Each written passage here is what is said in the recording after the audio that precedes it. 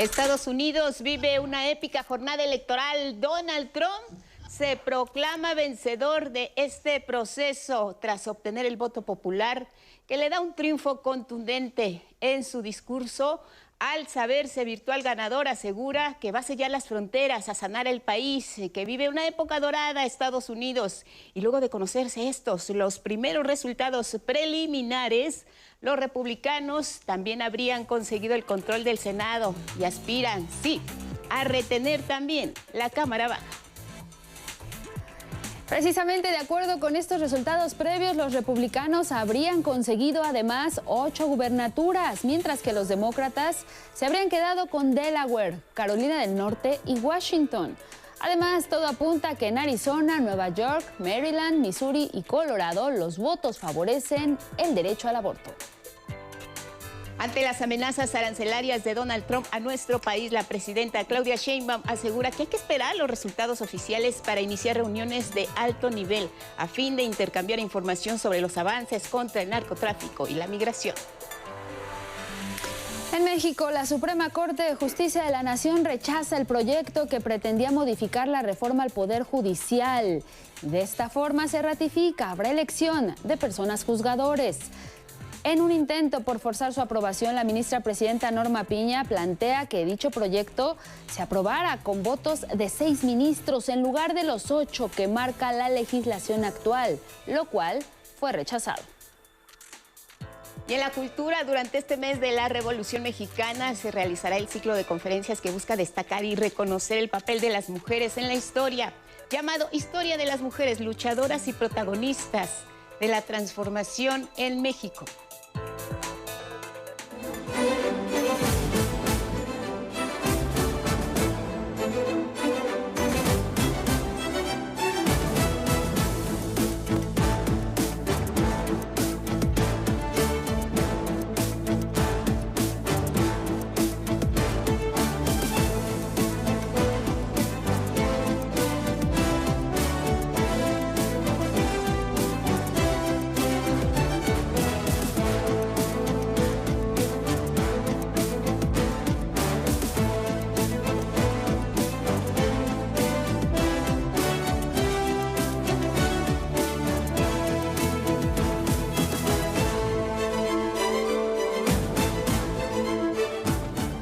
Son las imágenes de esta jornada electoral que mantuvo en vilo al mundo en los Estados Unidos desde muy temprano, 6 de la mañana, horario local. Iniciaron las votaciones. Conforme fue transcurriendo el tiempo, las tendencias fueron facilitando el acceso a los republicanos. Todavía hoy, a esta hora, no hay un ganador oficial. Sin embargo, el discurso de cierre de ayer de Donald Trump dio mucho para el análisis. De acuerdo con él, pues se declara prácticamente con un discurso ganador. Kamala Harris guarda silencio por el momento. Hasta el día de hoy se espera que hable, pero sí, las horas transcurrieron en vilo. Quédese con nosotros, tenemos lo más importante esta mañana. Buenos días, Elvira Angélica Rivera. Guadalupe, muy buenos días. Miércoles 6 de noviembre, en efecto, una jornada histórica. Aquí le vamos a tener todos los detalles, lo que pasó estado por estado, cómo queda también el Congreso. Bienvenidas y bienvenidos. Y bueno, vamos a iniciar directamente con lo más relevante aquí en nuestra pantalla. Buenos días, Jimena Raya Lía Vadillo, nuestras intérpretes en lengua de señas mexicana. En redes sociales, gracias por sus comentarios, por lo que nos dicen, por seguirnos, y también nos pueden ver en la página de 11 Noticias Digital. Y bueno, todo indica que Donald Trump será el presidente número 47 de Estados Unidos de Norteamérica, con un segundo periodo no consecutivo en la Casa Blanca. Esto será a partir del próximo 20 de enero. Y es que en los resultados más recientes, pues estaría superando ya en las elecciones a la demócrata Kamala Harris. El republicano podría llegar hasta los 312 votos electorales. Son las proyecciones que le dan de acuerdo con la última estimación de The New York Times. 42 votos más de los necesarios para ganar, sino también la mayoría del voto popular es lo que se proyecta, con más de 70 millones de votos, algo que no conseguía un candidato republicano desde hace 4 décadas, cuando lo alcanzó Ronald Reagan. Esto fue en 1984. Esta elección de 2024 resultó menos competida de lo que se esperaba. Las últimas cifras que se pueden consultar, otorgan 277 votos electorales confirmados ya para Donald Trump contra 224 y 226. Ahí está una variante para Kamala Harris. Esto de acuerdo con Associated Press, también con Fox News. AP es lo que señala, 277 votos electorales para Donald Trump, mientras que para Kamala Harris 224. Los votos electorales, hay que recordar, son asignados para cada estado, en tanto que los votos populares son los emitidos por cada ciudadano. Los votantes de Pensilvania, Michigan y Wisconsin, 3 de los 7 estados que se le conoce como péndulo o definitorios, fueron los que le dieron el triunfo a Donald Trump, con 44 votos que se repartieron en estos 3 estados para alcanzar ya una ventaja irreversible. La gran mayoría de los votos electorales se repartieron como ya lo anticipaban los analistas, incluso las mismas encuestas. Texas, Florida y Ohio, entre muchos otros, fueron para el republicano Donald Trump.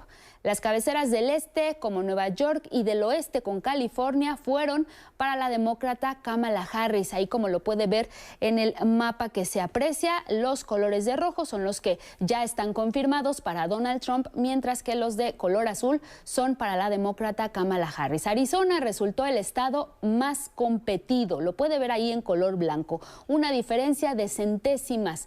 En el resultado, de momento, aún no se define a cuál candidato le van a dar 11 votos electorales. El arrastre de Donald Trump también llegó al Senado.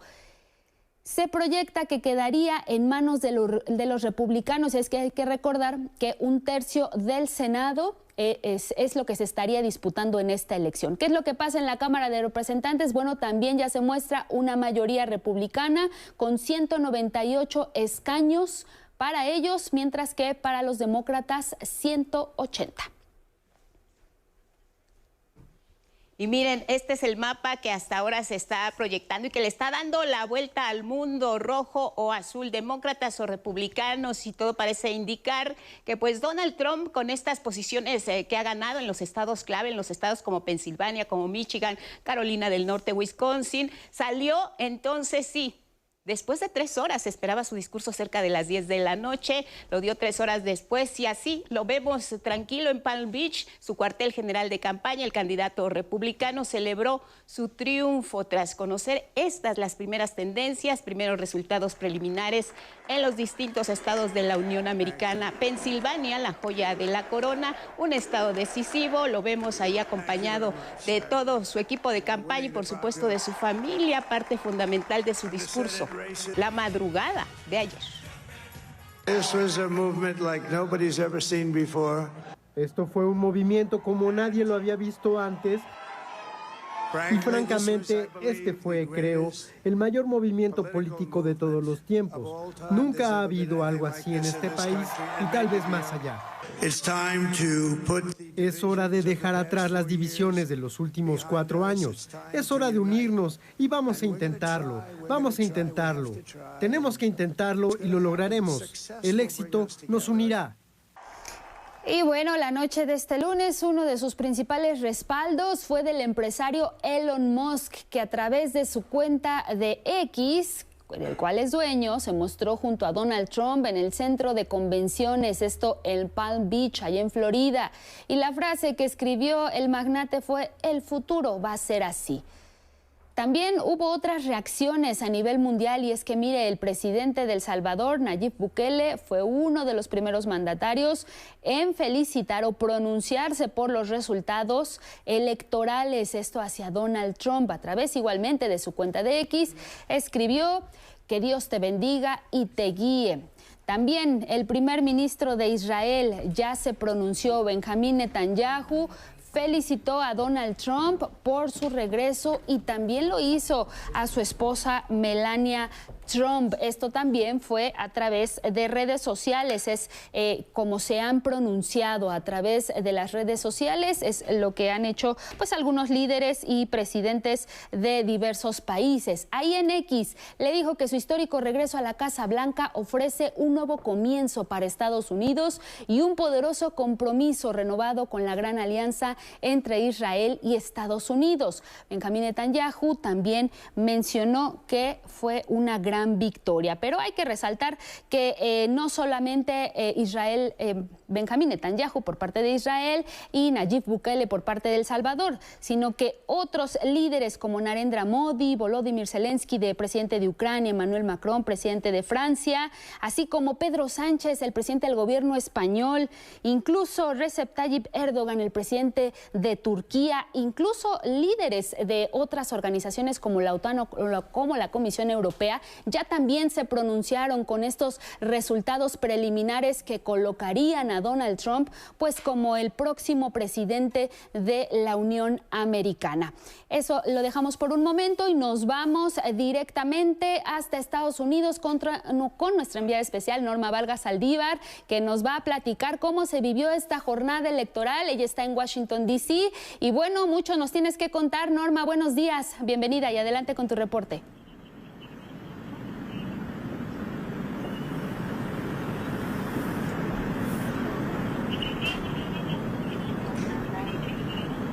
¿Qué tal, Angélica? Buenos días. Sí, fue una jornada intensa y histórica, porque se preveía que los ciudadanos y las ciudadanas de Estados Unidos se fueran a dormir sin conocer al candidato ganador. Por eso fue sorpresivo cuando empezaron las tendencias a favorecer a Donald Trump. Y ya los resultados se afianzaron después de las 5 de la mañana con Wisconsin, un estado columpio que le da 10 votos del colegio electoral. La jornada fue intensa, transcurrió con calma y la gente, después de acudir a votar, regresó a sus actividades normales. Aquí les tenemos parte de la crónica.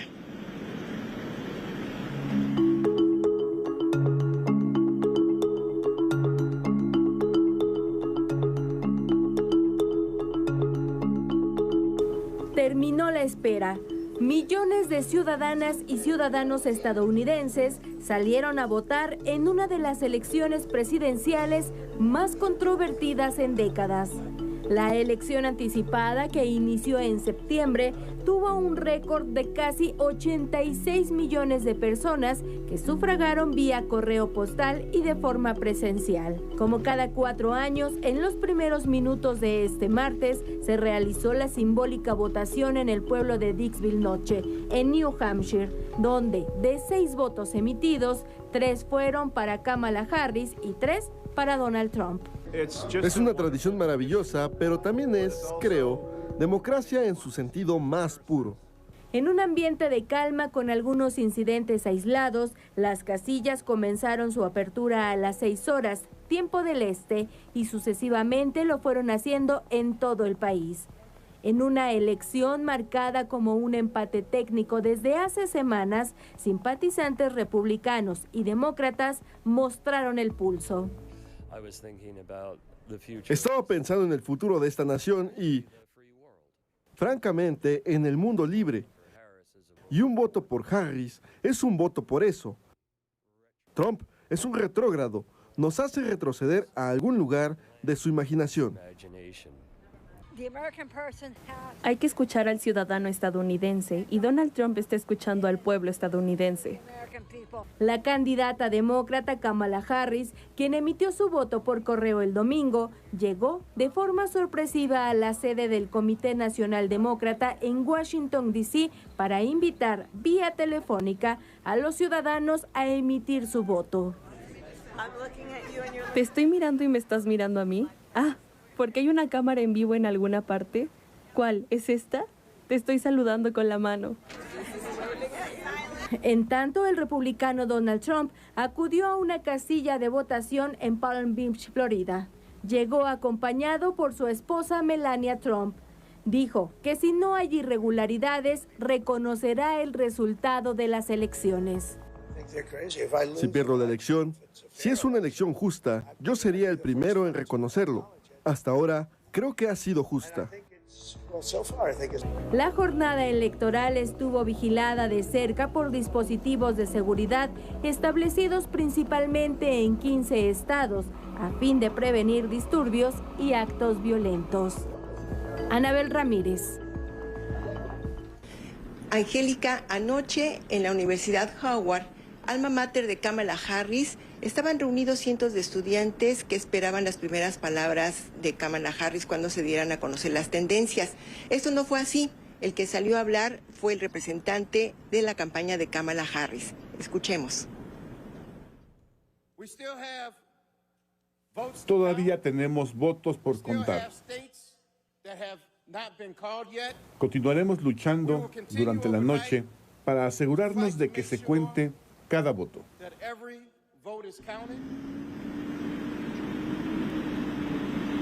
Aquí en Washington la actividad se realiza de manera cotidiana y vamos a ver lo que dice la prensa nacional. Esta mañana el diario The New York Times titula su nota principal: "Una nación dividida en suspenso. Se cuentan millones de votos". Detalla que millones de votantes llenaron los colegios electorales en todo Estados Unidos y que el control de la Cámara de Representantes y del Senado estaba en juego y la presidencia no se había decidido en las horas posteriores al cierre de las urnas. También destaca que las disrupciones tensan al electorado. Indica que los estadounidenses vivieron un panorama tenso por amenazas de bomba, desinformación constante, generalizada y ansiedad por el resultado de las elecciones y sus consecuencias. Y publica imágenes de los electores en Texas, Michigan y Wisconsin. El diario The Washington Post titula su nota de 8 columnas: "Trump gana terreno".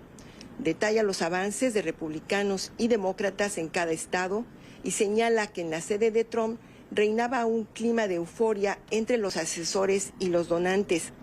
En una nota complementaria indica que Carolina del Norte es el primer campo de batalla por decidir, aunque dice que Trump se perfila tanto en Carolina del Norte como en Georgia. Y vemos una imagen de los seguidores de Trump celebrando el triunfo y otras dos de los candidatos en sus sedes de campaña. Otro diario, The Wall Street Journal, reporta que Trump mantiene la ventaja en estados clave. Dice que el expresidente gana en Carolina del Norte y lidera otros estados luego de una campaña vertiginosa. En su nota secundaria señala que el rally electoral impulsa las acciones estadounidenses y muestra unas imágenes de los rostros de los seguidores de Trump y Harris al observar los resultados.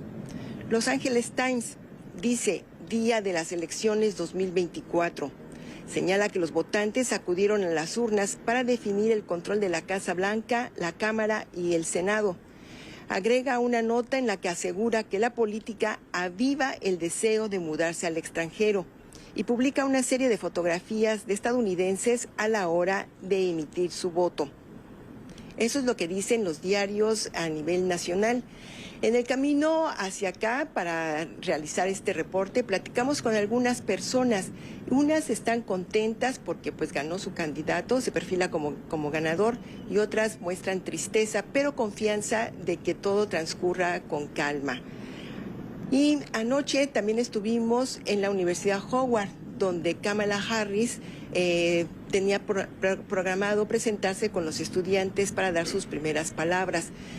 Pues cuando se empezaron a dar los resultados de Carolina del Norte y cuando vieron que las proyecciones no le favorecían, la gente comenzó a salir con desánimo y la fiesta que se vivió por momentos, por varias horas, pues decayó. La gente comenzó a salir, sí, con tristeza, pero con confianza de que todo será con calma aquí en este país. Angélica. Norma, pues sí, así ha transcurrido las últimas horas. Quisiera saber si tienes alguna información referente pues al voto anticipado que se emitió. Se decía que este voto también sería decisivo y si bien la tendencia ya es, digamos, favorece al republicano Donald Trump, saber si todavía hace falta de conteo de este voto anticipado que se emitió, pues digamos, de manera física, pero también de forma electrónica, incluso por correo. Sí, falta todavía por contar, pero todo parece indicar que las tendencias seguirán como están hasta ahorita. En algunos estados pues dieron fecha límite hasta ayer para recibir ese voto anticipado y también por correo, pues falta que lleguen a las sedes donde se contabilizan estos votos y pues ya sabremos más adelante cómo finaliza este cómputo. Recordemos que unos son los votos ciudadanos y otros los que tiene el colegio electoral y son los que definen al ganador. Angélica. Nos narrabas también en tu camino hacia pues esa sede donde estás ahorita para poder hacer este enlace que has logrado platicar con ciertas personas. Entonces, ¿podrías describir que amanece por lo menos Washington en un ambiente tranquilo? Las personas pues no están, digamos, alteradas por estos resultados. Washington, sabemos, es un estado que favorece a la demócrata Kamala Harris, pero de cualquier forma pues hay presencia importante del voto republicano. Sí, todo está con calma, la gente está realizando sus actividades normales, incluso aquí la gente que suele correr, practicar este deporte, así lo está haciendo, algunos están platicando sobre las primeras impresiones de los resultados, porque si bien decíamos, la gente se fue todavía a dormir cuando estaban las primeras tendencias y amanecen ya con unos resultados pues más que parecen ser definitivos, pero todo está con calma y tranquilidad aquí en Washington, D.C. Pues muy bien, Norma Vargas, agradecemos mucho el reporte que nos has hecho. Sin duda seguiremos enlazándonos pues para ya conocer los resultados definitorios si es que avanza la mañana. De cualquier manera, te agradecemos toda la información que nos has compartido. Muy buenos días. Buenos días, estamos pendientes. Gracias a Norma Vargas y al equipo de 11 Noticias. Nos vamos a una pausa. Tenemos más. Al regresar les vamos a presentar una comparación de los resultados de hace 4 años y los de ahora.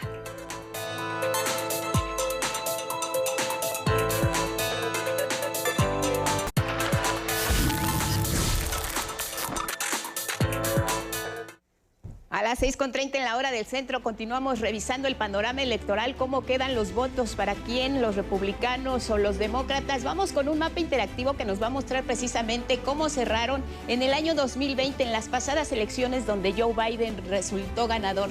306 votos del colegio electoral, mientras que Donald Trump se quedó muy corto con 232. Los estados en los que se definió esta elección siguen siendo los mismos que actualmente vemos en este mapa en pantalla: Pensilvania, Wisconsin, Carolina del Norte, Georgia. También ahí está Arizona. ¿Qué es lo que está ocurriendo con las tendencias de los votos, incluso de la comunidad latina en estos estados? Pues vamos a ver los resultados. 4 años después, Kamala Harris se queda corta, 224 votos hasta ahora, resultados preliminares, esto es muy importante señalarlo, mientras que Donald Trump pues lleva 277. Y es que desde las primeras horas en que se conocían estos resultados, había estados como Pensilvania, que se esperaba que fuera un estado que tardara en dar a conocer los resultados, pues avanzaron muy rápido.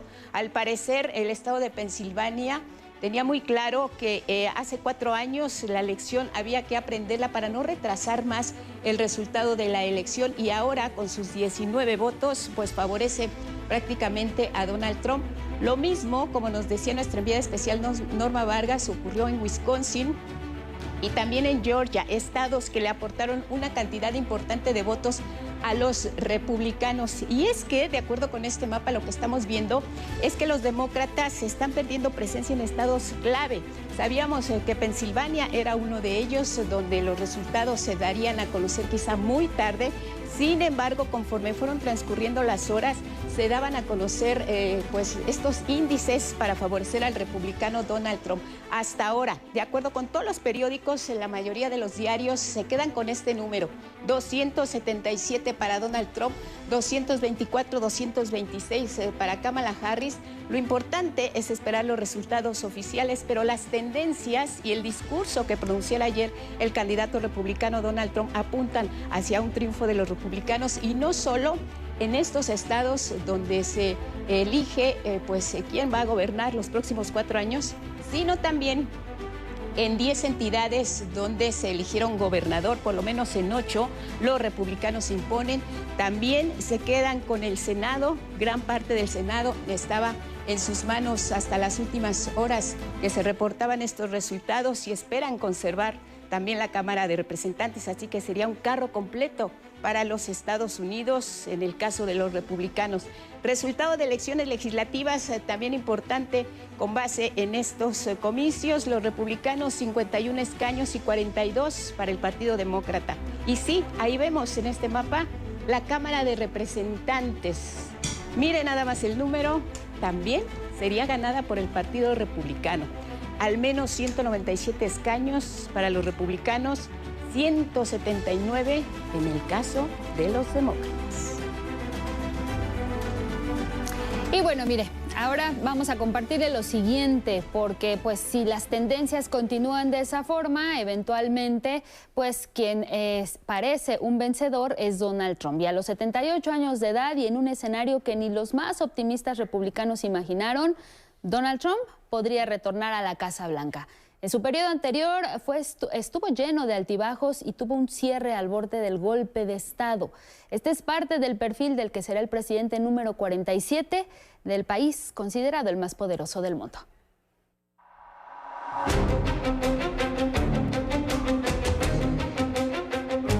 Donald Trump nació el 14 de junio de 1946 en Queens, Nueva York, en cuna de oro. A los 13 años, su padre lo envió a la Academia Militar de Nueva York. Se graduó en 1968 de la Universidad de Pensilvania en Economía. Al finalizar sus estudios, se unió a la empresa familiar Elizabeth Trump & Son, que se dedicaba al desarrollo de propiedades. Entre 1980 y 1990, Trump se convirtió en una figura destacada en el mundo de los negocios. Su nombre se asoció a proyectos emblemáticos como Trump Tower y los casinos de Atlantic City. Comenzó a involucrarse en la política en la década de los años 90. En el 2015, Trump anunció su candidatura presidencial por el Partido Republicano. En noviembre de 2016 ganó las elecciones presidenciales, derrotando a la demócrata Hillary Clinton. Su administración se caracterizó por decisiones controvertidas en temas de política exterior, economía y salud pública. En el 2020, Trump se postuló para la reelección enfrentándose al demócrata Joe Biden, quien logró derrotarlo en las elecciones. Trump acusó fraude electoral y se negó a aceptar la derrota. La división social llegó a la cima el 6 de enero de 2021, cuando un grupo de sus seguidores asaltó el Capitolio de Estados Unidos mientras se certificaban los resultados electorales. Este hecho llevó a Trump a enfrentar un segundo juicio político, acusándolo de incitación a la insurrección, aunque fue absuelto por el Senado. Desde su salida de la Casa Blanca, Trump ha enfrentado múltiples investigaciones y juicios por diversos cargos, incluyendo fraude fiscal y obstrucción a la justicia. En su candidatura para las elecciones de 2024, Trump sigue reafirmando su retórica antiinmigrante y su enfoque nacionalista. El primer candidato que se postula acusado de diversos delitos y además de haber sobrevivido a un atentado el pasado 13 de julio. Donald Trump es sin duda una figura controversial dentro y fuera de Estados Unidos. Con información de Laura Durán, Punto de Referencia. Pues así el perfil que nos presenta Punto de Referencia esta mañana de quien se perfila como el virtual ganador de estas elecciones en los Estados Unidos, pero no va solo. J.D. Vance es su compañero de fórmula y se caracteriza por su discurso populista, un enfoque pragmático en temas económicos y sociales. En esta candidatura a la vicepresidencia representa, por supuesto, la continuidad de la política republicana en los últimos años. Su campaña busca consolidar su imagen como un defensor de valores tradicionales, pero también de la clase trabajadora. James David Vance, conocido como J.D. Vance, nació el 2 de agosto de 1984 en Middletown, en Ohio. Creció en un entorno de clase trabajadora, se graduó en Ciencias Políticas en la Universidad de Ohio, obtiene un doctorado en la Facultad de Derecho en Yale. La carrera a la Casa Blanca de este año fue, pues, para Donald Trump un momento particularmente clave, elegirlo como su compañero de fórmula para atraer hacia el voto de las clases medias blancas en estados indecisos y también columpio como Pensilvania, como Ohio, como Michigan y como Wisconsin. La postura de Vance sobre migración ha sido similar a la de Donald Trump, caracterizada por un enfoque de seguridad y control. Una de sus principales ideas ha sido la de impulsar que tropas de Estados Unidos entren a México para ayudar en tareas de seguridad. Vance también aboga por el endurecimiento de las políticas migratorias y ha criticado también la inmigración ilegal sin documentos, argumentando que representa una amenaza para la economía de Estados Unidos, pero también se ha manifestado contra el restablecimiento del fallo Roe versus Wade, que daba potestad federal a las mujeres para interrumpir legalmente su embarazo. Sobre el tema de la comunidad LGBT, recientemente levantó polémica al afirmar que los gays normales, así entrecomillado, votarían por Donald Trump.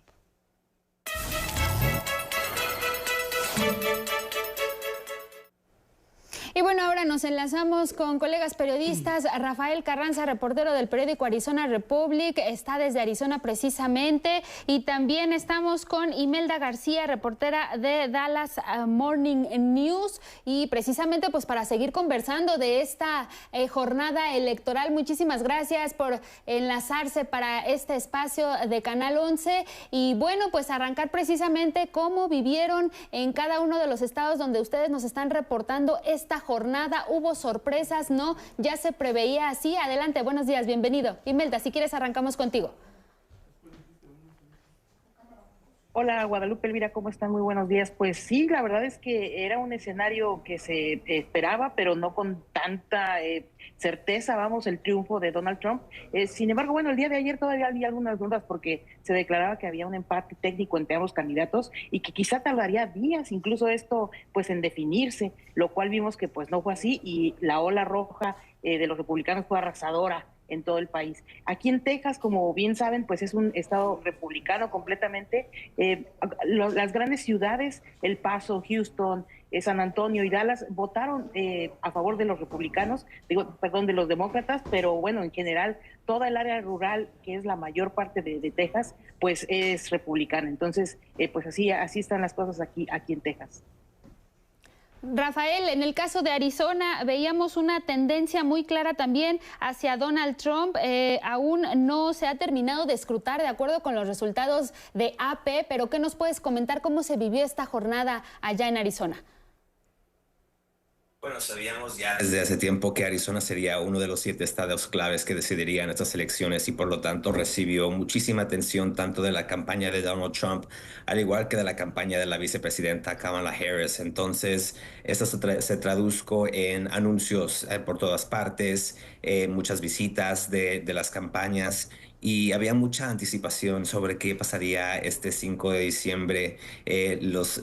Recordemos que Arizona, especialmente el condado de Maricopa, que es donde está ubicado Phoenix, fue el escenario principal hace 4 años, donde el expresidente Donald Trump, próximamente presidente, comenzó a hablar un poco sobre fraude y hablar un poco sobre la seguridad en las elecciones. Entonces fue un enfoque muy claro aquí en que acaparó muchísima atención por muchísimo tiempo, casi 2 años, donde se estuvieron viendo así los resultados de las elecciones de 2020. Entonces sabíamos que había ese tipo de presión y muchos ojos puestos en el condado de Maricopa y en Arizona en específico, y pues creo que eso se materializó y la inversión de las campañas aquí en el estado se produjo. Hubo una inversión histórica en temas de dinero que se invirtió, de tiempo y recursos que se pues hicieron para poder estar aquí en Arizona,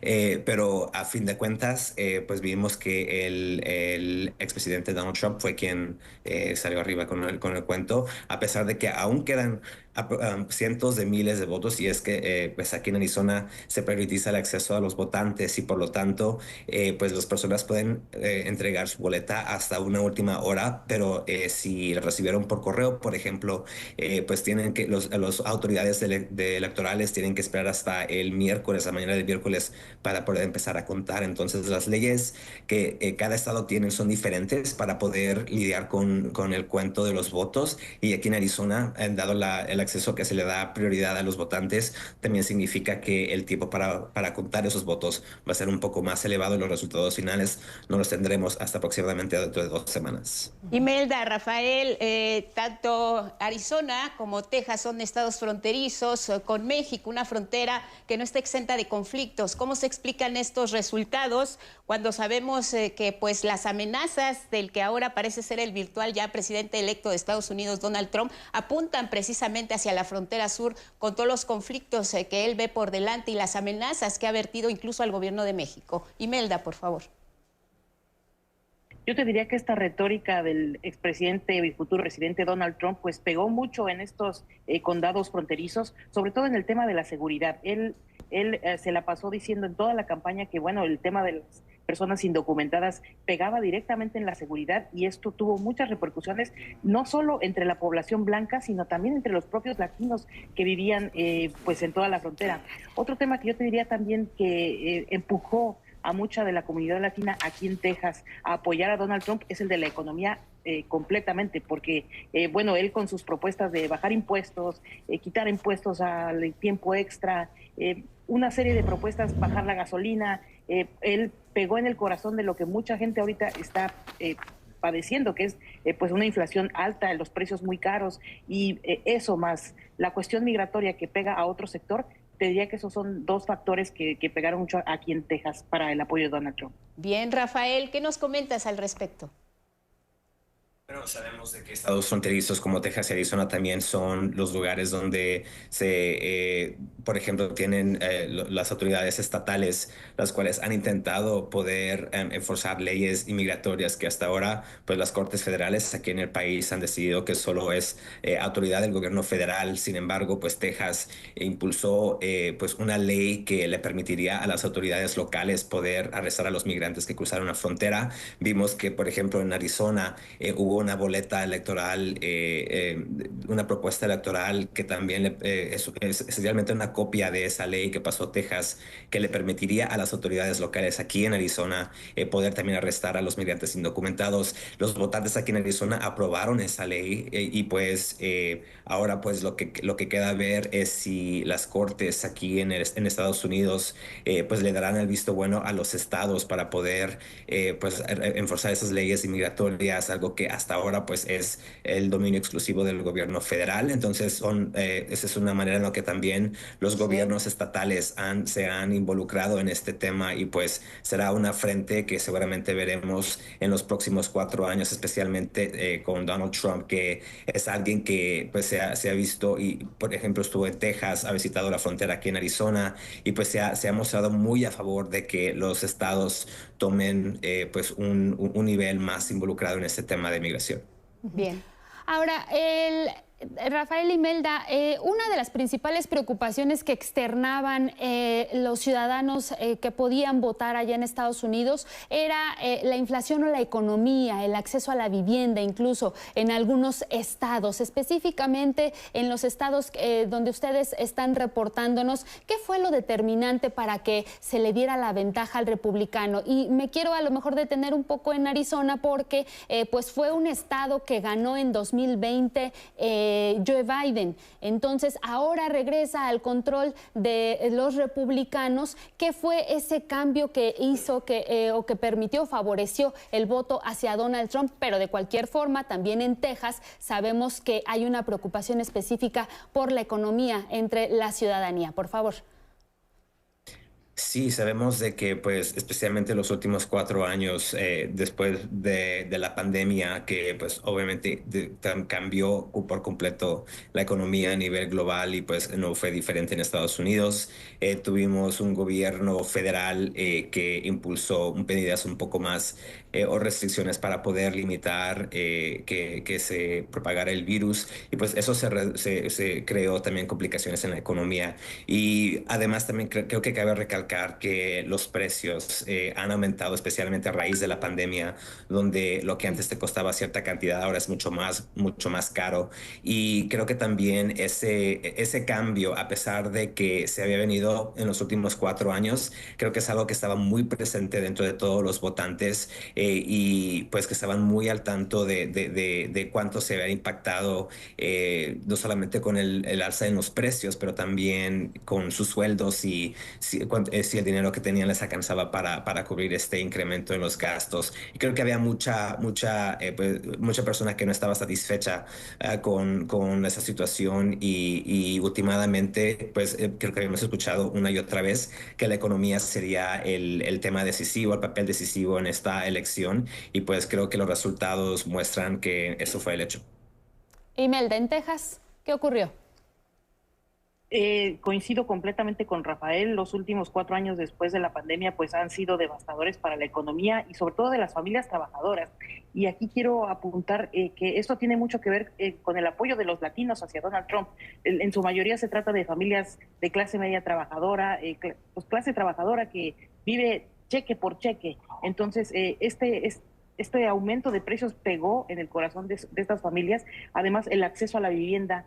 No hay casas disponibles, las casas que están cerca de los centros urbanos pues ya son muy lejos, son muy caras, las rentas han aumentado casi al doble, es decir, ha habido una transformación económica de la inflación, la gasolina está muy cara, al doble de como estaba hace 5 o 6 años, y esto pues ha pegado mucho en la ideología de los votantes y sobre todo de los votantes latinos, que creo que han puesto mucho pues de la ideología republicana a un lado, temas de migración y demás, y han priorizado pues las propuestas económicas de Donald Trump y le han dado su voto aquí en Texas. Ahí está, pues precisamente un factor de esperanza, de cambio. El bolsillo de los estadounidenses le apostó a la figura, al discurso y al proyecto de Donald Trump. ¿Qué viene para ambos estados a partir de ahora?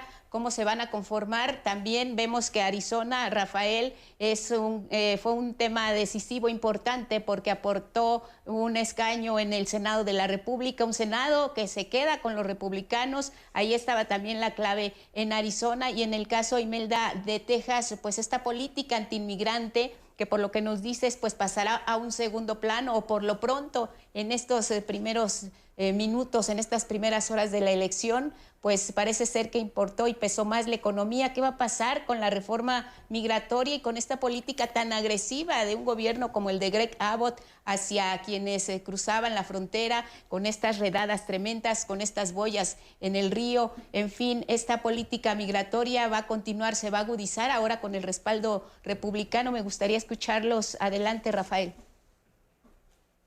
Sí, definitivamente creo que ese es un tema que pues Donald Trump reconoce que fue un pues éxito dentro de las personas, los votantes que lo apoyan a él, y pues ya que tomó un papel tan central y tan importante en su campaña, esperamos ahora que pues empiece a tomar, una vez que tome la Casa Blanca, pues espera que tome acción en este tema. Ha hablado, por ejemplo, sobre los planes de iniciar deportaciones masivas.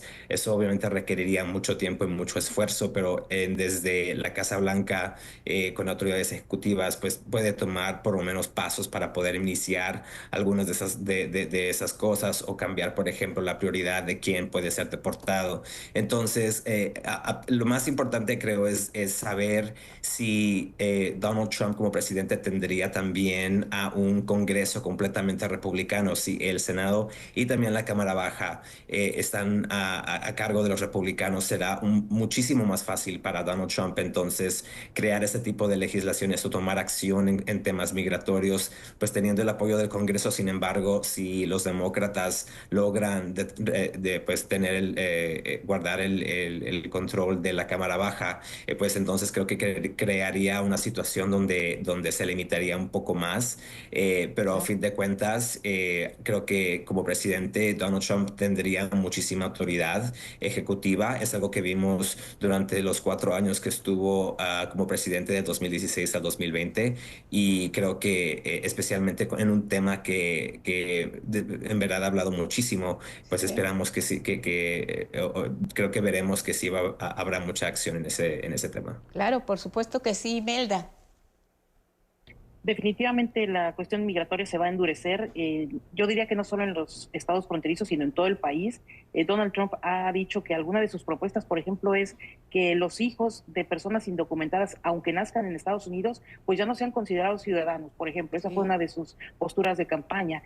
Otra sería endurecer aún más las condiciones para la naturalización de residentes. Es decir, hay muchas medidas más allá de las personas indocumentadas que también pegarán a otros sectores, y esto definitivamente pues se verá en Arizona, en Texas, pero también en otros lugares donde pues puede haber políticas más progresistas, como en California, por ejemplo, o Nuevo México, pero pues al ser el gobierno federal el encargado de todo el tema migratorio, definitivamente podemos esperar que haya pues más repercusiones en contra de toda la comunidad migrante, no solo de Latinoamérica, sino de muchas partes del mundo también. Claro, porque la migración pues ha venido cambiando. De lo que conocíamos hace una década es ahora completamente distinto. Ya no solo son mexicanos, son latinoamericanos, son europeos, son personas que pues no acostumbraban a viajar a los Estados Unidos y que hoy en estas caravanas llegan a la frontera y son el dolor de cabeza de quien podría ser el próximo presidente de los Estados Unidos, de acuerdo con las tendencias, que es Donald Trump. Muchas gracias, Imelda García, reportera de The Dallas Morning. Gracias, Imelda. Saludos y muy buenos días. Y también agradecemos esta mañana a Rafael, estaba en Arizona, y bueno, ambos pues colegas queridos, y seguimos en comunicación, reportero del periódico Arizona Republic. Muchas gracias y buenos días. Muy buenos días, gracias por la invitación. Buenos días. Al contrario, gracias. Pues ahí está el panorama de lo que se vive en estados fronterizos como Texas y Arizona, claves en la relación bilateral México-Estados Unidos. Pero ¿qué es lo que arrojan ya estos primeros resultados del 5 de noviembre? Elecciones, la cita de los estadounidenses en las urnas. También se eligieron gobernadores, alcaldes, jueces, fiscales, miembros de la Cámara de Representantes y 1/3 de escaños disponibles en el Senado. En paralelo a esto, varios estados pusieron a votación popular algunas enmiendas constitucionales respecto a la iniciativa para permitir la interrupción del embarazo en 10 estados. Hablamos de Maryland, de Colorado, de Nueva York. Por lo pronto contarán con enmiendas para proteger este derecho. Por su parte, en Missouri, donde el aborto está prohibido incluso en caso de violación o incesto, se ha aprobado incorporar el derecho a la libertad reproductiva, incluidos el aborto y el control de la natalidad. La legislación podrá regular la interrupción del embarazo después de la viabilidad fetal, pero no podrá restringirlo en caso de proteger la vida o la salud de la madre. Y en el caso de Florida, un estado con gran presencia de ciudadanos latinos, apareció en la boleta electoral un referéndum de iniciativa ciudadana para ampliar el derecho al aborto más allá de las 6 semanas de gestación y legalizar la marihuana recreativa, y fracasó este martes. Y bueno, como le hemos venido reportando, hasta el momento, los últimos reportes pues siguen dando una ventaja al republicano Donald Trump. Está aventajando a la vicepresidenta demócrata Kamala Harris. Uno de los estados clave que le hemos informado fue Pensilvania, y lo ganó el candidato republicano Donald Trump, esto de acuerdo con las estimaciones y los reportes de AP, con el 96% de los votos escrutados. Y hay que recordar que Pensilvania aportaba 19 votos electorales, una cantidad importante. Otro de los estados clave es Wisconsin, y se ha votado ya en 44 elecciones presidenciales de Estados Unidos, y aunque a lo largo de su historia ha ganado más veces el Partido Republicano, desde 1988 Wisconsin es un estado proclive a los demócratas. Sin embargo, los resultados de las elecciones de este 2024 dan la victoria a Donald Trump. Esto con el 49.9% de los votos. Kamala Harris logra un 48.6% en este estado. También fue considerado uno de los estados clave o bisagra en estas elecciones, y además solo por encima de Nevada. Sin embargo, bueno, pues no todo está dicho. El ganador de las elecciones debe obtener, como le hemos informado, 270 votos del colegio electoral. Estos son los estados que eligen gobernador. A continuación se los presentamos. Son 13 estados. Uno de ellos es Washington. Ahí los candidatos para gobernador son Bob Ferguson del Partido Demócrata y Dave Reichert del Partido Republicano. Montana, sus candidatos Ryan Bush del Partido Demócrata y Greg Gianforte del Partido Republicano. En Dakota del Norte, ahí compitió Merrill Piepcorn y Kelly Armstrong. También en Utah hubo elección a gobernador con Brian King del Demócrata y Spencer Cox. En Missouri también se celebraron los comicios para gobernador. Allí estuvo Crystal Quad y Mike Keogh del Partido Republicano. En Indiana también hubo elecciones. Nos vamos a ir a una pausa. Seguimos con este tema. Es importante. Elecciones en Estados Unidos.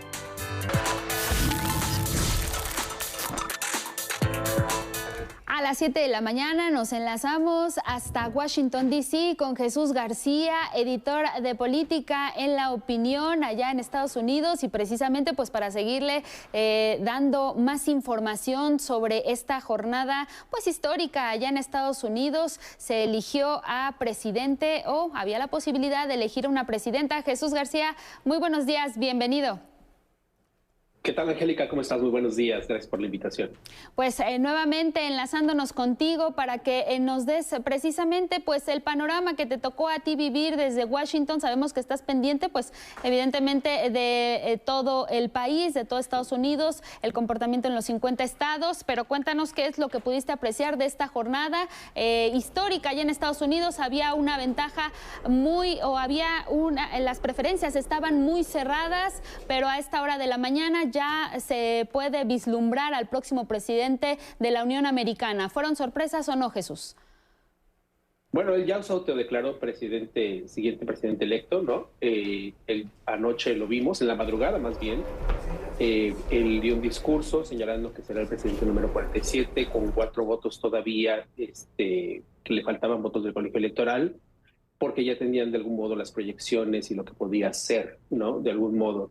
Esta contienda fue particular, estuvo muy cerrada, lo vimos en los sondeos, y los estados bisagra, que se les conoce, pues bueno, fueron fundamentales, y él finalmente logró pues imponerse. Si vemos las estadísticas, se impuso realmente con porcentajes mínimos en muchos de ellos, en varios de ellos. Esto obviamente siguiendo las encuestas que se hicieron particularmente en tales entidades. Si bien todavía faltan, por ejemplo, algunas votaciones que sean contadas, pues es muy difícil ya que la vicepresidenta Kamala Harris pues pueda darle la vuelta pues a estos.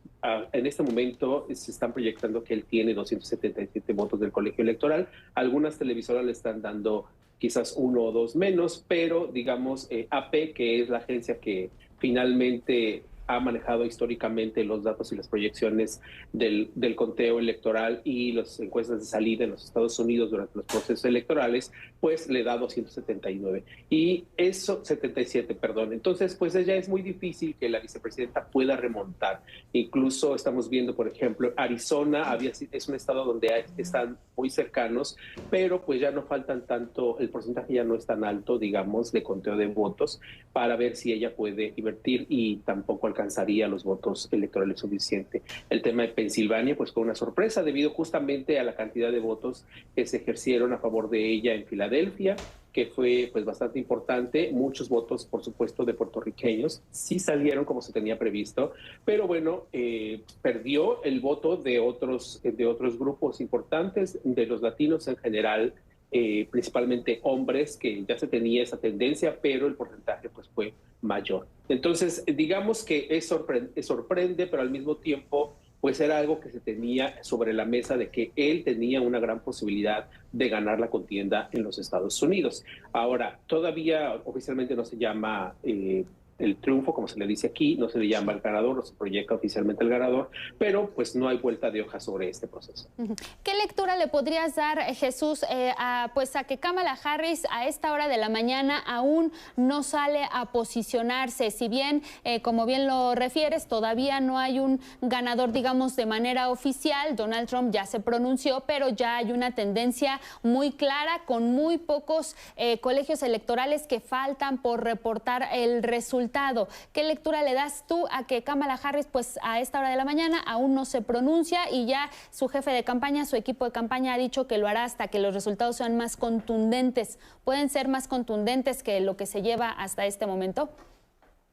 Yo creo que el mensaje que dieron ayer en la noche, cuando justificaron que no dieron mensaje allí en la Universidad de Howard, donde yo estuve hasta ya pasada la madrugada, pues es importante señalar que ellos tenían una cierta proyección en cuanto a números. Se prevé que durante el día realmente pueda ya pronunciarse formalmente. Estamos viendo todavía si realmente va a realizar, porque ya prometió la campaña que se iba a hacer el evento nuevamente, pero pues hoy definitivamente van a tener que pues expresar lo que tengan que expresar, es decir, aceptar la derrota básicamente, o si tienen alguna otra información sobre los conteos y cómo se están dando en ciertas ciudades, pues explicarlo, porque pues evidentemente no puede generarse ya ninguna sospecha de quién pues ganó el proceso electoral. Yo había entrevistado a los dos portavoces de los medios, para medios latinos de ambas campañas. Bueno, uno de ellos trabaja más bien como ejecutivo de operaciones del Partido Demócrata, y esto que estaban señalando de confiar en el proceso, ambos coincidían en lo mismo, incluso el Partido Republicano, que de algún modo había estado como jugando con la idea de reconocer o no reconocer los resultados o confiar o no en el proceso. Pues ayer mismo, antes de que empezaran los conteos, señalaron que bueno, se tenía que confiar en el conteo como se estaba realizando para evitar justamente suspicacias y problemáticas, y también un poco apelando pues a que la gente se tranquilizara hasta que hubiera los resultados. No solamente le favorece al expresidente Donald Trump el hecho de que pueda volver a la Casa Blanca, o prácticamente sea un hecho que volverá a la Casa Blanca el 20 de enero del 2025, que es cuando es el día de la inauguración en los Estados Unidos, sino también los republicanos prácticamente se llevaron lo que se conoce en México carro completo, pues podrían controlar ya el Senado. Eso ya están encima de los demócratas hasta el momento con 52 senadurías, que es pues ya prácticamente la mayoría, porque recordad que son 100, y en el caso de la Cámara de Representantes que mantengan también el control. Podría no ser obviamente una mayoría pues digamos aplastante, pero en definitiva no son buenos mensajes para los demócratas, que tuvieron ciertos éxitos en algunas zonas donde querían, digamos, voltear y derrotar a los republicanos, pero pues también perdieron en muchas otras zonas. Entonces, evidentemente, más bien es una derrota en definitiva para los demócratas en términos generales. Es algo que tendrán que evaluar sobre el tipo de mensaje que están viendo a los votantes, si es el país que realmente ellos están viendo, es el mismo país que los votantes están viendo. Claro, y queremos darle la bienvenida también esta mañana a la doctora Silvia Núñez, investigadora del Centro de Investigaciones sobre América del Norte. Silvia, un gusto verte y saludarte. ¿Qué lectura haces de estos resultados allá en los Estados Unidos? La elección esperada, histórica, ¿cómo ves? Bueno, primero que nada, muchísimas gracias por la invitación. Creo que esta victoria de Trump de alguna manera estaba ya bastante perfilada por todas las encuestas que se vinieron haciendo. Sabíamos que era un proceso muy cerrado, pero sin lugar a dudas el tema de cómo el proyecto de Biden gravitó, el proyecto de rescate económico pospandemia gravitó en el bolsillo de los estadounidenses, ha sido, digamos, el tema que logró convencer sobre todo a aquellos que no estaban seguros si querían apoyar a los demócratas o a los republicanos. Este fue el tema que acabó cerrando el círculo en favor de Donald Trump y de Vance. Sí me parece que de todas maneras hay necesidad de hacer una reflexión de profundidad, porque sin duda alguna esta elección sienta un nuevo precedente en la historia de los Estados Unidos. Algunos datos interesantes son que llega siendo el candidato más longevo en el triunfo, tiene ya 78 años cumplidos. Vamos a ver que este también fue uno de los elementos que el propio Trump esgrimió cuando contendía en contra de Joe Biden. Le señalaba una y otra vez que él era ya un personaje de alguna manera que no tenía las capacidades para el liderazgo. Sin embargo, él llega ahora siendo el más longevo. Hay que ver por qué el mensaje de un personaje con estas características, que sigue teniendo imputaciones digamos legales en su contra, que ha sido también ha enfrentado dos procesos de impeachment, es decir, de desafuero por todas las cuestiones que llevó a cabo a lo largo de su presidencia, ha defraudado al fisco de los Estados Unidos, tiene una serie de antecedentes también de procesos que han presentado mujeres por el tema de acoso, ¿no? Entonces hay que detenernos a analizar, a reflexionar qué tantas cosas están pasando por la mente de los estadounidenses para desestimar no nada más estos datos que me parecen importantísimos. Otro más es la cantidad de dinero. Estamos esperando a que se den los datos más actualizados en torno a lo que costó esta elección presidencial, es decir, cuánto dinero recibieron tanto Kamala Harris como Donald Trump, pero sin lugar a dudas, él amasó toda una fortuna. La presencia muy abierta en apoyo de Donald Trump de grandes multimillonarios, ¿no?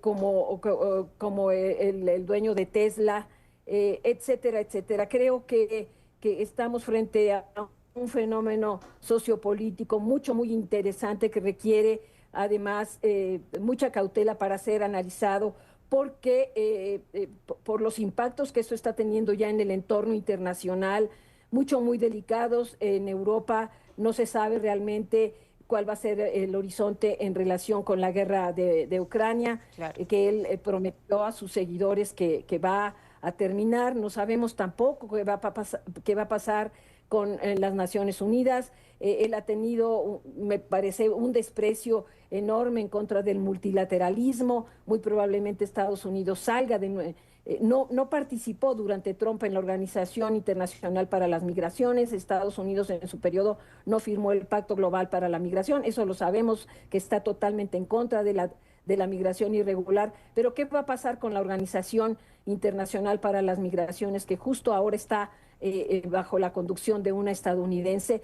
Porque, bueno, Estados Unidos ha sido el país que más ha aportado fondos al multilateralismo. Entonces, claro, hay una cantidad de preguntas que tienen también que ser vistas a partir de este triunfo que ya es, desde mi punto de vista, irreversible, no hay manera, pero también en el tema en la circunstancia en las que quedan las mujeres en los Estados Unidos, qué pasó con ellas, cómo se distribuyó el voto de las mujeres, pero no en general, sino por edades, por los grupos étnicos y raciales, por las que tienen o no educación, porque sí es una victoria que está rompiendo los parámetros que se tenían previstos. Luego sí, ahí también relacionarlo con otros datos. Ya sabíamos que solo el 33% de los estadounidenses estaba satisfecho con el desempeño de su país en el mundo, y 37% también de los estadounidenses estaban reprobando el estado de su economía. En síntesis, para mí, con Trump lo que ha triunfado es el aislacionismo, el supremacismo y la masculinidad.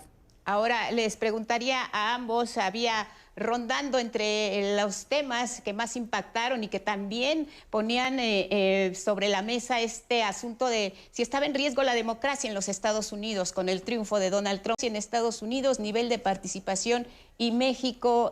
Adelante, Silvia. Bueno, para mí un síntoma de que el nivel de la democracia es un nivel sano, es altísimo por el nivel de votantes. El asunto es cómo han tomado los votantes estadounidenses la decisión para votar por uno u otro. Eso es lo que me parece que es el tema fundamental. También hay que hacer un análisis, una reflexión interesantísima sobre el bipartidismo. Se mencionaba de alguna manera durante la contienda que el Partido Republicano estaba ya padeciendo porque no habían podido destacar ninguna otra figura dentro del propio partido, y todo el partido en su conjunto parecía haber quedado subordinado, ¿verdad?, ante el personaje Donald Trump, ¿no? Pero esto ahora, cuando tenemos los datos en donde también están ganando el Senado y muy probablemente la Casa de Representantes, nos habla de todo un fenómeno en donde hay otras cuestiones que tenemos que observar, el papel que tienen en la actualidad los mensajes muy tóxicos, porque si algo hizo Donald Trump es dirigir una y otra vez su narrativa por ahí, insistir una y otra vez en la fuerza, pelear, pelear, pelear como su eslogan de campaña. Claro. Y eso también nos está hablando de un sentimiento que ha sido promovido, propiciado en la sociedad de los Estados Unidos para magnificar los problemas que ya tenían.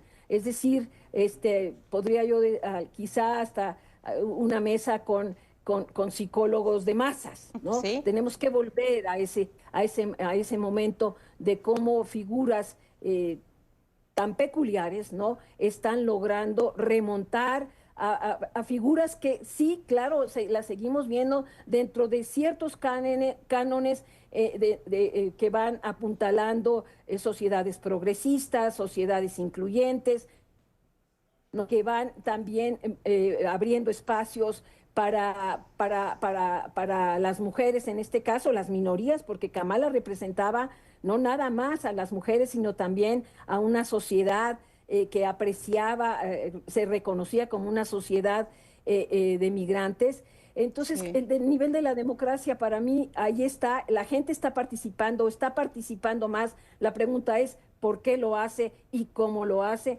Y bueno, el partido que queda paradójicamente en un estado, dijéramos en la lona, es justo el Partido Demócrata. Así Eso es. También habrá que estudiarlo, si Estados Unidos tiene también que abrir, eso se ha estado analizando a lo largo de la noche, nuevas fórmulas, es decir, otro tipo, una apertura a terceros partidos, sí, por ejemplo.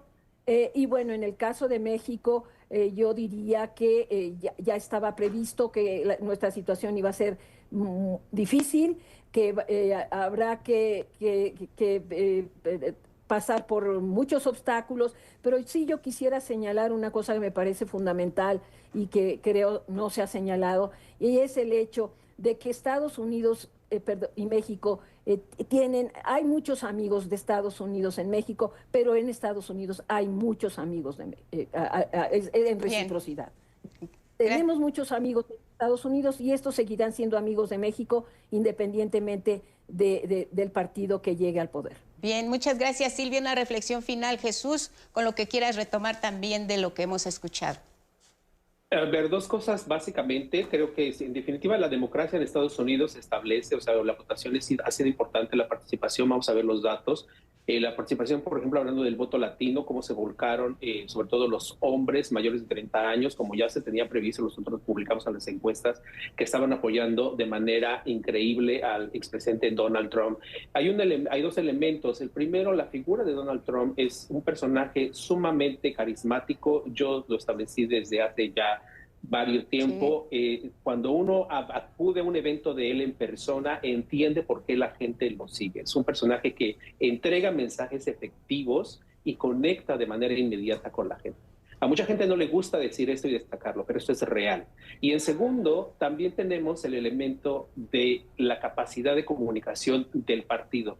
Sus asesores en comunicación lograron integrar los mensajes negativos para mandar un mensaje más bien de revanchismo hacia los votantes de Donald Trump, para justamente impulsar ese revanchismo e ir a las urnas. También ayudó mucho el llamado al voto anticipado, algo que los republicanos no habían hecho, y que finalmente cuando él apoyó, pues fueron y aumentaron considerablemente la participación en el voto anticipado, algo que no había existido por parte de los republicanos. Ellos regularmente votan el día de la elección. Entonces son elementos varios, por supuesto hay que analizar exactamente, porque todavía no salen los datos, de cómo se dieron por los diversos grupos, pero en el caso de los latinos, definitivamente hay un cambio importante de la tendencia en cómo votarían y sobre todo en ciertas regiones. Destacar cómo sería en el caso de las mujeres. Pues bueno, ayer mismo los mismos votantes del Partido Republicano rechazaron un mejorar, por ejemplo, las condiciones para el derecho al aborto en Florida. Eso se puede replicar a nivel nacional y eso es lo que vamos a ver en política a nivel nacional.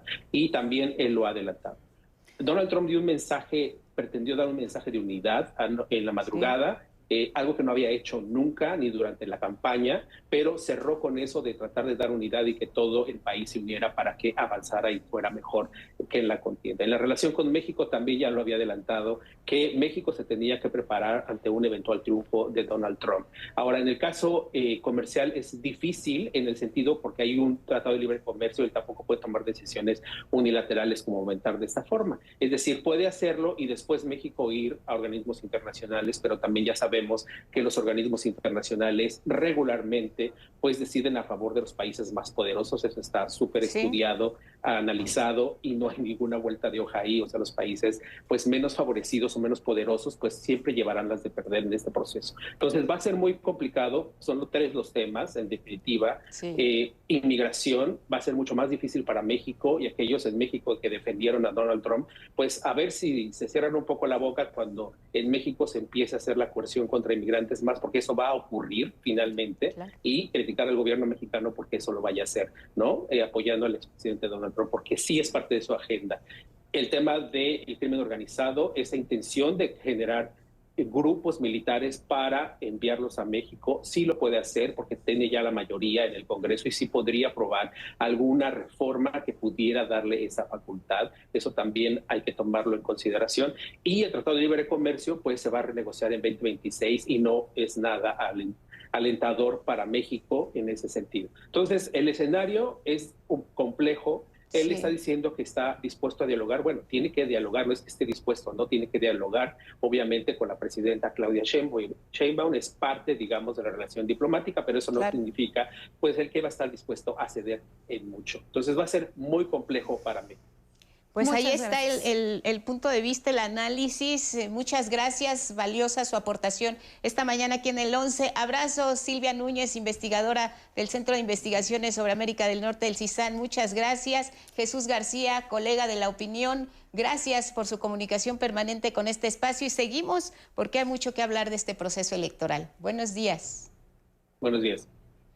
Gracias, buenos días. Gracias y buenos días. Y sin duda hay muchísima materia todavía de qué analizar de las elecciones y en efecto, como lo comenta tanto la investigadora del CISAN como nuestro colega Jesús García, pues lo que viene hacia adelante específicamente ahora para nuestro país. Precisamente sobre esta amenaza que hizo Donald Trump previamente, que en caso de que fuera presidente ya electo en Estados Unidos, bueno, pues podría aumentar 25% los aranceles a las importaciones mexicanas si no se detenía el flujo migratorio y de drogas hacia Estados Unidos. Eso es lo que él planteó previamente a la jornada electoral. Ante ello, la presidenta Claudia Sheinbaum señaló este martes que ni el Partido Demócrata ni el Republicano tienen claro lo que ha hecho México en estos temas. Es importante porque a veces no se tiene la suficiente información de él y de otros de cualquiera del Partido Demócrata o Republicano, del esfuerzo que ha hecho México para disminuir la migración o la presencia de migrantes en la frontera. De diciembre del 2023 a octubre, al cierre de octubre, hay una disminución del 75% de migrantes que llegan a la frontera norte. La mandataria mexicana reiteró que hay que esperar a que las organizaciones electorales de Estados Unidos determinen ya formalmente al ganador o ganadora de los comicios. Estoy diciendo que es muy importante que en el momento en que se determine quién es el ganador o ganadora, en ese momento tiene que haber reuniones, información de alto nivel para que se conozca lo que se ha hecho en México, tanto en términos del combate al narcotráfico, de evitar que llegue fentanilo a los Estados Unidos. Recientemente hubo una detención muy importante, que es una detención internacional incluso, de una persona de otra nacionalidad que fue detenido, que era parte del trabajo con Interpol, y también en términos de la migración. Vámonos con otros temas. Fundamental lo que ocurrió ayer en la Suprema Corte de Justicia en este fracaso de cambiar, invalidar la reforma al Poder Judicial. El ministro Juan Luis González Alcántara aceptó la invalidez de su propuesta tras pronunciarse las ministras Yasmín Esquivel, Loreto Ortiz, Lenia Batres y el ministro Pérez Dayán, quien hizo la diferencia. en este tema de la improcedencia, las impugnaciones a la reforma al Poder Judicial. Se queda como está. Gilberto Molina.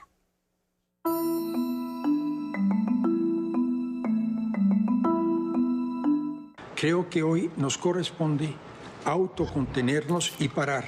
Es decir, es estéril el estudio de fondo si ya se pronunciaron las señoras ministras Yasmín Esquivel, Ortiz, Batres y el ministro Pérez Dayán por la improcedencia de este medio de control. Así, el ministro Juan Luis González Alcántara aceptó la invalidez de su propuesta. Así fracasaba el intento de la Suprema Corte de Justicia de la Nación de invalidar la reforma al Poder Judicial. El voto definitivo que rompió la configuración de 8 a favor de declarar la invalidez de la reforma y 3 en contra fue el del ministro Alberto Pérez Dayán. Era público que las ministras Yasmín Esquivel, Lenia Batres y Loreta Ortiz estaban en contra del proyecto de Alcántara Carrancá.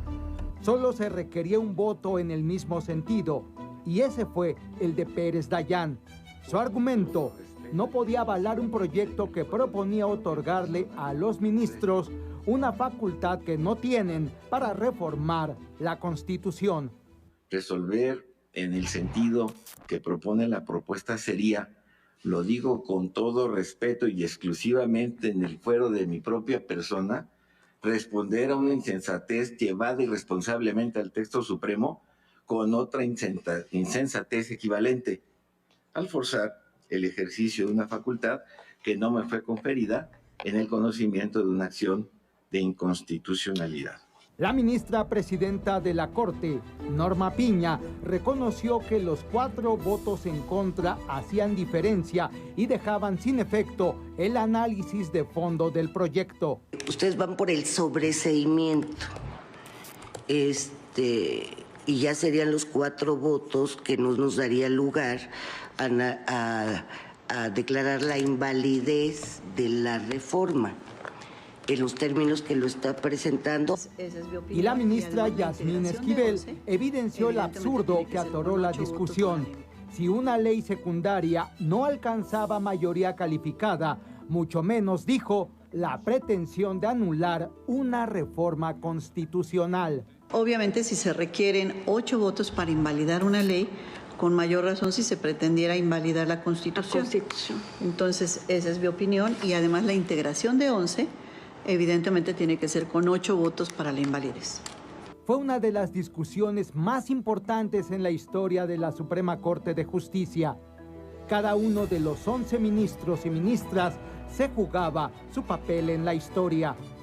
Como presidenta de este Tribunal Constitucional, me dirijo a la sociedad para hacerles saber que somos conscientes del peso histórico que conllevará esta discusión. Sabemos el eco e importancia que tendrá cada una de las palabras que aquí pronunciamos. Yo insistiría en que sea retirado el asunto para su estudio, porque esta reforma es un hecho superveniente que me parece que es de obviedad que se analice para el retiro de este asunto. Y si bien se falló a favor de que los partidos políticos pueden presentar acciones de inconstitucionalidad, el proyecto de González Alcántara Carrancá no alcanzó la mayoría calificada. La reforma judicial quedó firme como la aprobó el Congreso de la Unión, como la ratificaron las legislaturas estatales y la promulgó la titular del Ejecutivo.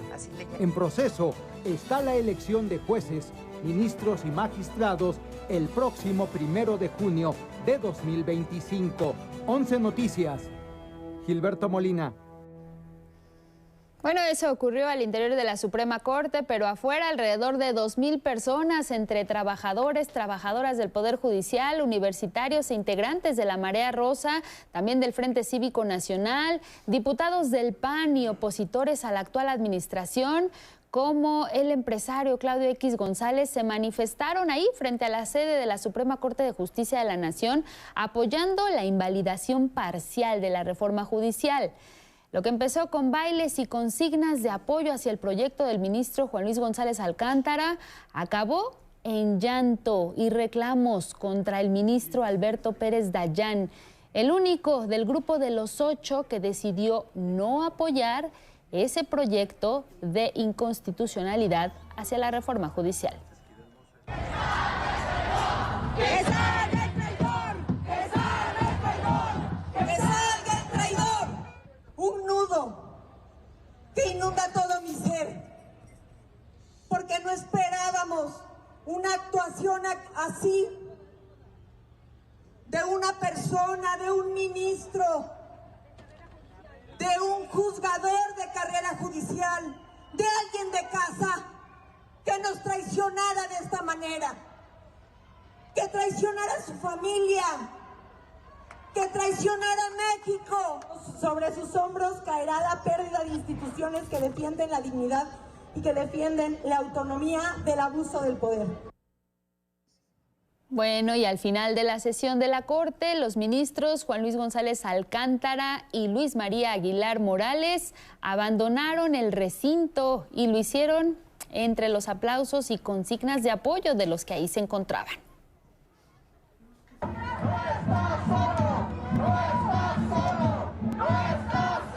Estamos tristes porque podíamos haber conseguido más. Yo traté de hacer mi mejor esfuerzo. Lo hizo, ministro, lo hizo. No fue suficiente. No hubo la gente que se solidarizó con nosotros lo suficiente. Muchas gracias, compañeros. Los quiero muchísimo. Son ustedes verdaderamente el alma del Poder Judicial. La presidenta Claudia Sheinbaum habría expresado que no se pronunciaría sobre este tema hasta no conocerse el resultado de la votación. Sin embargo, ha afirmado que para México esta reforma representa un paso irreversible en la lucha contra la corrupción, el nepotismo y las prebendas. Precisó que no se trata de un choque entre la presidencia y algunos ministros de la Corte, sino lo que se busca es alcanzar en los hechos los principios del segundo piso de la Cuarta Transformación. La reforma al Poder Judicial, que hoy es parte de la Constitución, no sale de la nada, sale de una lucha contra la corrupción y los privilegios que imperan en el Poder Judicial de la Federación. Esta es la defensa del pueblo de México por la justicia, por la honestidad, por la honradez, por erradicar en México lo que tanto daño le ha hecho a nuestro país, que es la corrupción.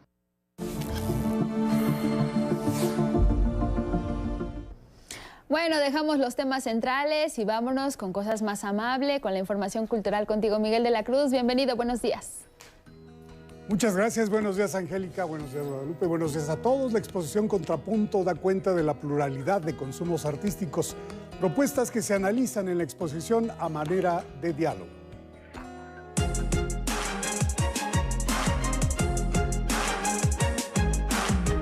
Después de la Revolución Mexicana, la mirada se expandió.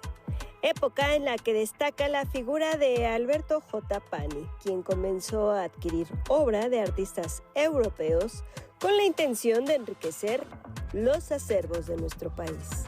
Va a haber dos coleccionistas o dos personas que van a coleccionar piezas. Por un lado van a ser los funcionarios, políticos, etcétera, que van a preferir el arte europeo, y por otro lado los artistas intelectuales que van a preferir el arte que está naciendo de la nación. Previo a la Primera Guerra Mundial, el interés fue más allá de los artistas franceses o españoles y se posicionó en creadores mexicanos, en gran medida por voces como la de Diego Rivera.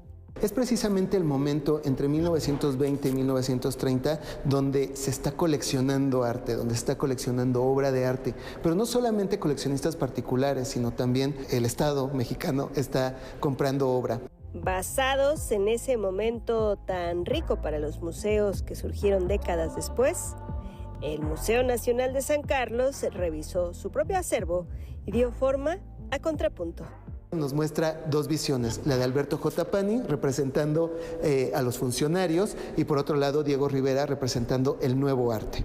Exposición que reúne obras del siglo XIX y XX, tanto de Europa como de México, y nos permite percibir cómo funcionaba el mundo en aquella época en la que la inmediatez o lo viral no figuraba en el imaginario popular. Contrapunto, en el primer piso del recinto ubicado en México Tenochtitlan 50, en la colonia tabacalera. Con imágenes de David Ramírez y Yair Maya, 11 Noticias, Saray Campeche. Hoy comienza un ciclo de conferencias acerca de historia de las mujeres luchadoras y protagonistas de las transformaciones en México. Organiza el Instituto Nacional de Estudios Históricos de las Revoluciones de México y se llevarán a cabo todos los miércoles de noviembre. Las sesiones serán híbridas en la sede del INERM, Plaza del Carmen 27 en San Ángel, y se pueden seguir en Facebook, inerm.fanpage, y YouTube, el canal del INERM. A las 17 horas el ciclo iniciará hoy con la conferencia Mujeres en la Independencia, en la que participa la subsecretaria de Educación Básica de la Secretaría de Educación Pública, Angélica Noemí Juárez Pérez. Vámonos al libro del día, es Con alas de monarca, de Sergio Loman, editado por Almuzara. Este libro en voz de su autor. Es una novela basada en hechos reales. Yo conviví más de 10 años con los graniceros chamanes de allá del Popocatépetl. Ahí surgieron estos relatos, esas historias que yo hilé ahora en esta novela. Entonces, estos personajes, Xianya y Anoki, se les ocurre probar el algodoncillo, que es tóxico, que es lo que comen las mariposas para hacerse venenosas y protegerse de los predadores. En sus sueños de esa intoxicación se encuentran de niños, entonces empiezan a buscar de grandes. Anoki decide hacer el viaje de las mariposas y descubre toda la fortaleza de las mariposas. Nos habla de las dos tradiciones, de los tlacotas y de los de origen náhuatl, cómo se fusionan para un despertar espiritual y una nueva concepción de la vida que no tenían. Y Leo, con el 11 avanzamos 214 páginas de Crónica de la Lumbre de Genei Beltrán, editado por Alfaguara. El X de hoy es de Judith Alanís y dice: el Juanillo había tenido la suerte de los que llegan tarde a todos lados. Suerte o está bajo la custodia de un ángel. Gracias por esta aportación, Judith. Seguimos leyendo. Hoy se cumplen 54 años de la partida del músico poeta Agustín Lara. En su honor, el poema del día, Amor de mis amores, que en alguna parte, yo no digo, dice la voz oficial. ¿Qué dice?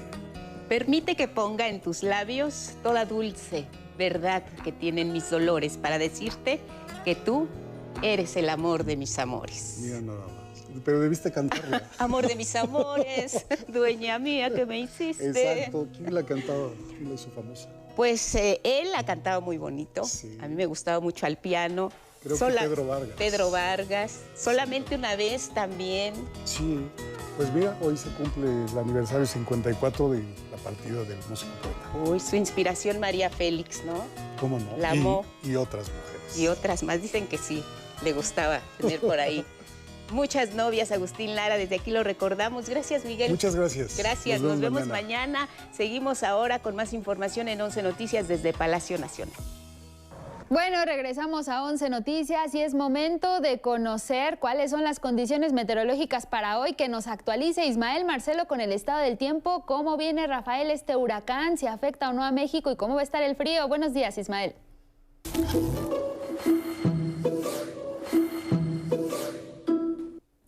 ¿Cómo estás, Guadalupe, Angélica, amigos del 11? Llegamos a mitad de semana, precisamente como lo comentas. El huracán Rafael en el noroeste del Mar Caribe, ubicado a 95 kilómetros al este-sureste de la isla de la Juventud, allá en Cuba, con vientos sostenidos de 175 kilómetros por hora y rachas de 215 kilómetros por hora, que lo catalogan como un huracán de categoría 2 en la escala Saffir-Simpson, pero está muy cerca de alcanzar la categoría 3, intensidad con la que se prevé impacte en las próximas horas en el oeste de esa nación. Sus bandas nubosas aportarán humedad a la península de Yucatán, incrementando la probabilidad de chubascos y lluvias fuertes, especialmente en el estado de Quintana Roo. Por otra parte, tenemos al Frente Frío número 7 ya en nuestro país, estacionado en la región del Golfo de México, y durante este día interaccionará con un canal de baja presión, provocando chubascos dispersos y ambiente fresco en lo que resta de la mañana, así como bancos de nieblas en el sureste mexicano. Pero atención, amigas y amigos del noroeste, porque durante la tarde y noche de hoy, otro frente frío ingresará provocando vientos intensos, así como oleaje elevado a lo largo de la costa oeste de la península de Baja California. Eso quiere decir que el frío continuará en el noroeste y norte del territorio mexicano. Ahora vamos al pronóstico regional. Hay que conducir con mucha precaución, amigas, amigos de Veracruz, Oaxaca y Chiapas, porque aún persisten densos bancos de niebla en zonas montañosas. El ambiente será fresco lo que resta de la mañana y templado por la tarde. Como les anticipaba, llegará un nuevo frente frío, el número 8, provocando descenso de la temperatura y vientos muy fuertes con tolvaneras y oleaje elevado desde las costas de Tijuana hasta la región de Los Cabos. Esta mañana los termómetros cayeron por debajo de los 0 grados con presencia de heladas en partes altas de Chihuahua, Durango, Coahuila y Zacatecas. El cielo estará medio nublado, pero no lloverá.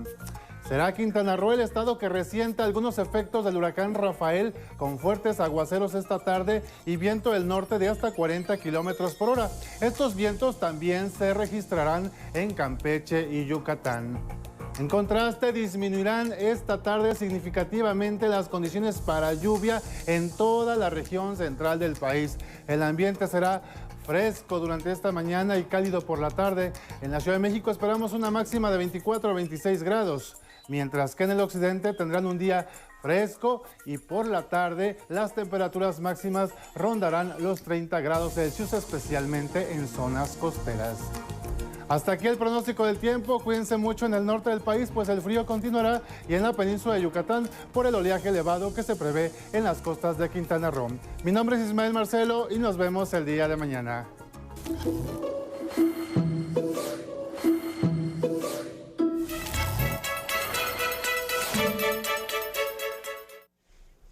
Y nos vamos a revisar los portales esta mañana y las primeras planas, nuestro portal 11noticias.digital, aquí lo tiene, la información con todo lo que ha ocurrido en las últimas horas en la elección en los Estados Unidos, también temas de salud y por supuesto lo que tiene que ver con la información económica. Y hoy Nvidia supera a Apple como la compañía más valiosa del mundo, y es que las acciones de Nvidia subieron 2.9% a $139.93 por papel, lo cual llevó su capitalización bursátil a $3.43 billones.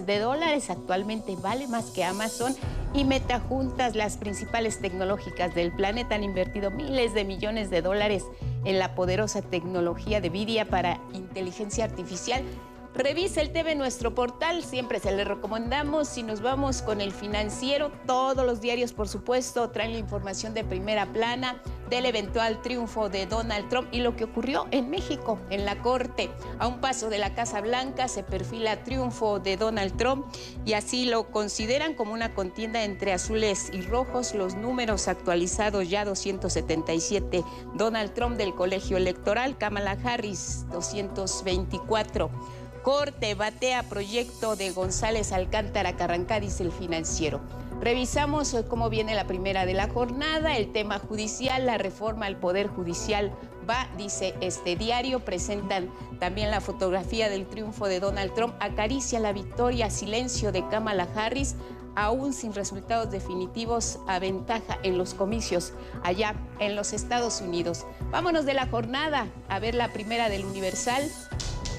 Reforma judicial va, fracasa intento de frenarla en la Corte, dice este diario. Es la nota principal aquí en México, y el regreso de Donald Trump a la Casa Blanca como la nota en la parte alta de este diario. Y nos vamos por último a revisar cómo viene el diario Reforma. Arrasa la ola roja de MAGA, Reforma, todo Trump, carro completo, se va con el Senado, se va aparentemente con la Cámara de Representantes y con la presidencia, y se acabó. Así titula el diario Reforma este capítulo de la reforma judicial. Tenemos más información, Elvira Angélica Rivera.